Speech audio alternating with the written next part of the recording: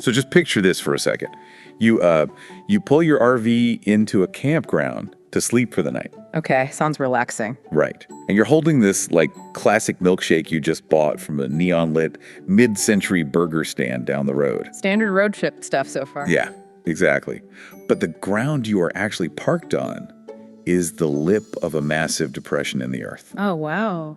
Yeah, one that was caused by a meteorite, a rock that slammed into the planet at something like 26,000 miles per hour. It really is just an absurd juxtaposition, you know? Totally. You have, 50 years of mid-century highway culture sitting right on top of 50 millennia of deep geological history. Okay, let's unpack this. Welcome to today's deep dive, everyone. Yeah. Today we are exploring the Great American Road Trip, and we're pulling from this incredible article by Wild Sam titled Legendary Drives, the Soul of Route 66. It's a great piece. It really is. And, usually when people talk about the Mother Road, they try to cram in the entire Chicago to Santa Monica journey. Right, the whole 2,000 miles. Exactly. But today we're doing the opposite. We are putting a microscope on one specific culturally dense stretch in Arizona. Because picking one stretch of a legendary highway is basically like trying to pick the single best scene in a classic movie. Oh, that's a good way to put it. It's tough to do. It's really tough. But this Arizona stretch, it acts as a perfect microcosm of the whole thing. Whether you're, plotting a future cross-country trip yourself, or you're just looking for a mental escape from the daily grind today. For sure. We want to give you the historical cheat sheet to understand why this road still matters. And zooming in is really the only way to understand the actual mechanisms of why this road became legendary. How so? Well, if you just list off a bunch of states and diners, it all just becomes a blur. But if you look closely at this Arizona corridor, you see the actual machinery of American tourism at work. I see. You see how the geography dictated the architecture, and then how that grand architecture eventually gave way to this really gritty, grassroots roadside culture. Right. So let's start with the literal ground we're covering. If you're driving this stretch, the landscape isn't just pretty scenery out the window. It's practically a character in the car with you. It absolutely is. You're transitioning through the Petrified Forest National Park, which is essentially this prehistoric landscape of crystallized wood. It's wild to see in person. It's crazy. Yeah. And then you climb up into the San Francisco peaks near Flagstaff. You skirt the dizzying edge of the Grand Canyon, and then suddenly the horizon just snaps open. Just completely opens up. Yeah, into this vast, arid desert as you push toward California. And that geographical whiplash is crucial. I mean, you aren't just driving in a straight line through flat, predictable farmland, right? No, not at all. You are physically engaging with these dramatic shifts in elevation, in ecology, in geology. It forces a psychological shift in the traveler. It demands your respect. The Wild Sam contributor, Peter Friedrichi, he captures this perfectly in the article.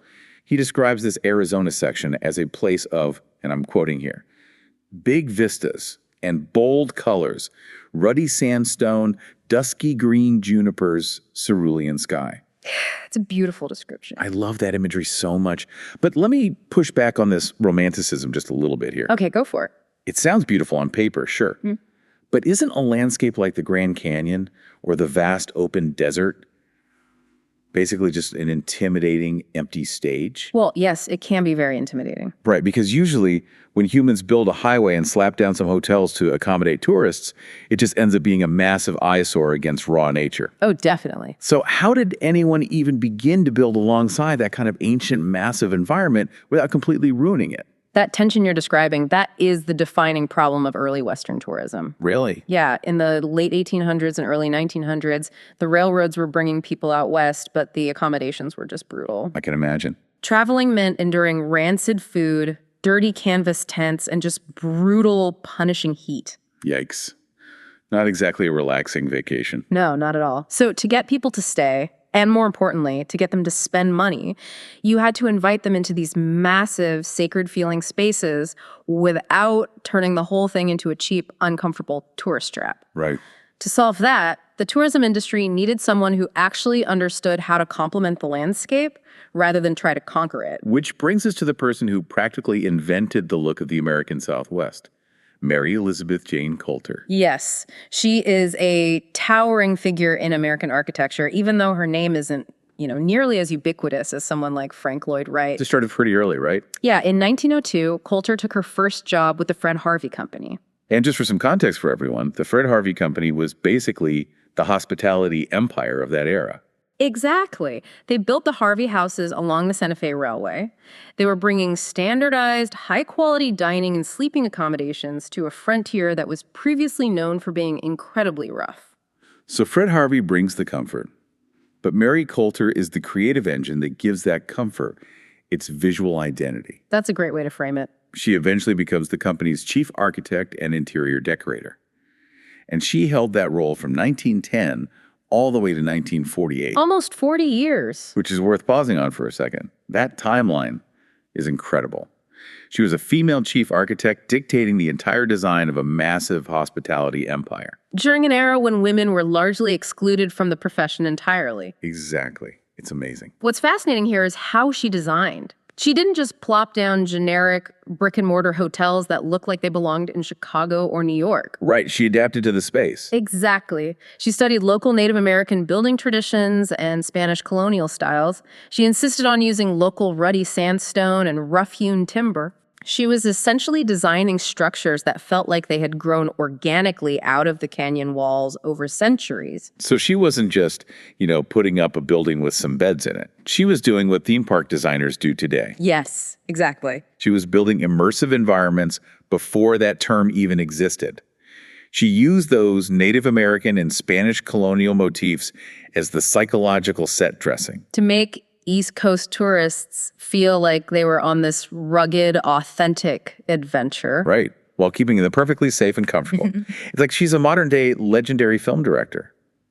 If the Fred Harvey Company was the big studio financing the operation, Coulter was the auteur director. I love that analogy. She's single-handedly designing the set of the American West. That is an incredibly accurate analogy. She was an illusionist as much as an architect. Take her Desert View Watchtower at the Grand Canyon, for example. Okay. She intentionally designed it to look like a ruined ancestral Puebloan structure. Wait, ruined on purpose? Yes, on purpose.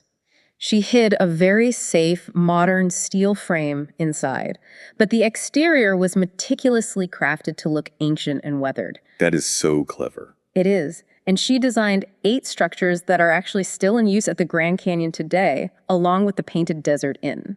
The Wild Sem article mentions this amazing historical photo from around 1935.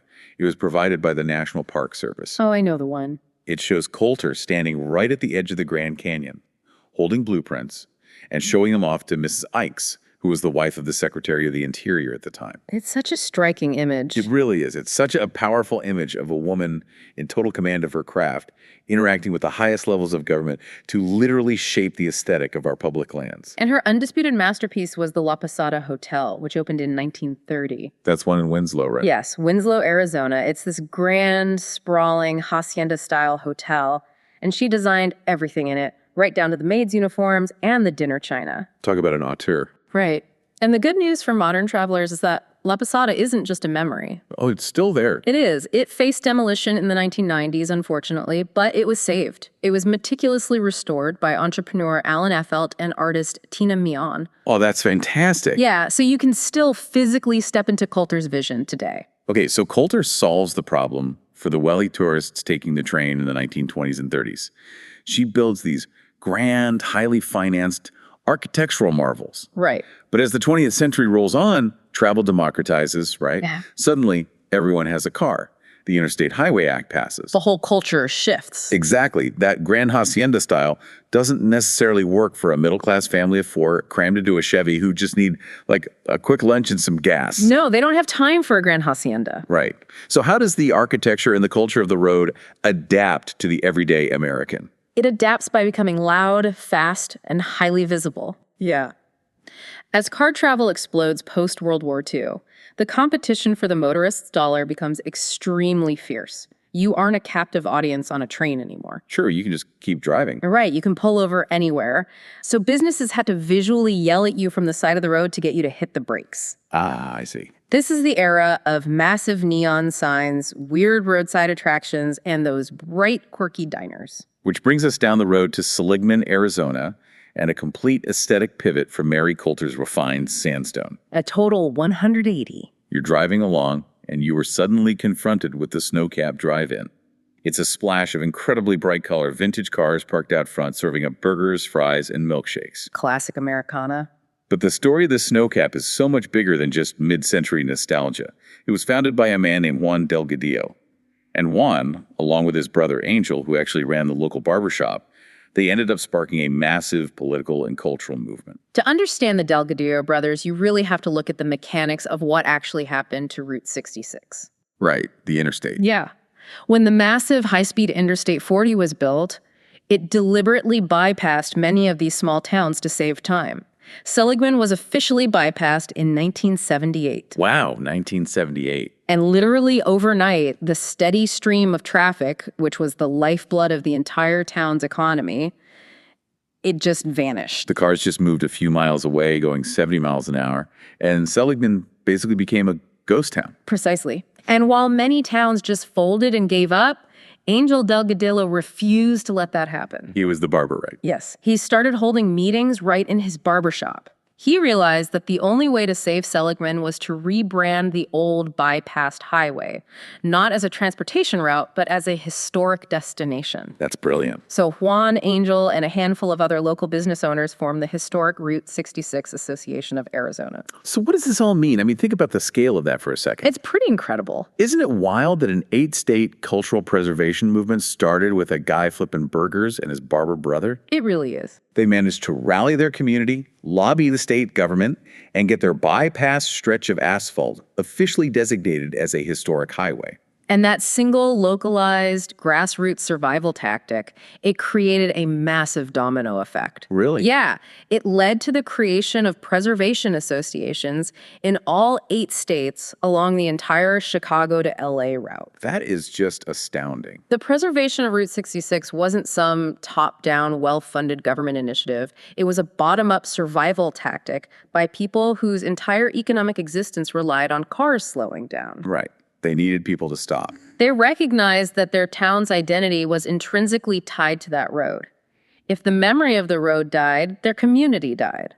They fought for the neon and the milkshakes because that was their heritage. Does this mean the quote-unquote soul of Route 66 isn't the road itself, but the stubbornness of the people who refuse to let it be forgotten? I think that's exactly what it means. It's a deeply human, stubborn, gritty effort to hold on to our recent history. But as you leave Seligman and continue your drive, this Arizona stretch offers a stark, almost jarring pivot. It sure does. You go from the deeply human effort of preserving a 1950s burger joint to something that makes human history look like a rounding error. You step out of modern cultural time and fall directly into geological time. Yes.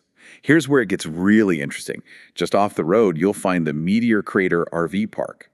It's not just a clever name either. No, it's not. You can literally pull your RV into a campground that sits practically on the lip of a crater nearly a mile across. It's massive. And this massive hole in the earth was caused by a meteorite that crashed into the planet 50,000 years ago. The physics of the impact are just hard to wrap your head around. It's mind-boggling. It was a mass of nickel and iron hurtling into the earth at a staggering 26,000 miles per hour. 26,000 miles per hour. Yeah. That is insane. The explosion was vastly more powerful than a modern nuclear weapon.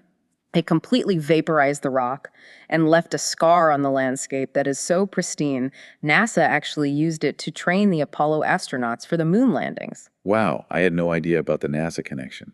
The juxtaposition is just mind-blowing to me. It really is. If you're driving this route, you might spend your afternoon eating a Snowcap burger, engaging with the Delgadillo brothers' stubborn 20th century history, and then literally a few hours later, you park your modern vehicle right next to a violent, ancient cosmic crime scene. It completely resets your understanding of scale. Yeah.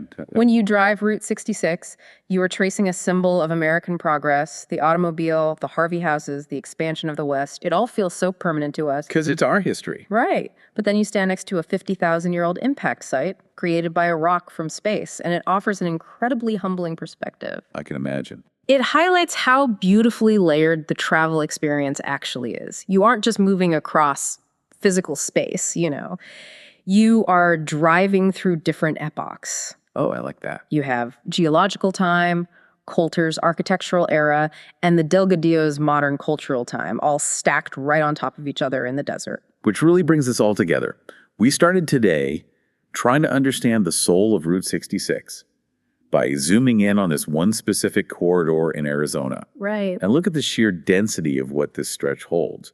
You have Peter Friederici's intimidating cerulean ski landscape. You have Mary Coulter pulling from Native American traditions to build an immersive architectural illusion. You have the Delgadillo brothers using sheer stubbornness to save a dying highway from an interstate bypass. And you literally have a 50,000-year-old meteor crater.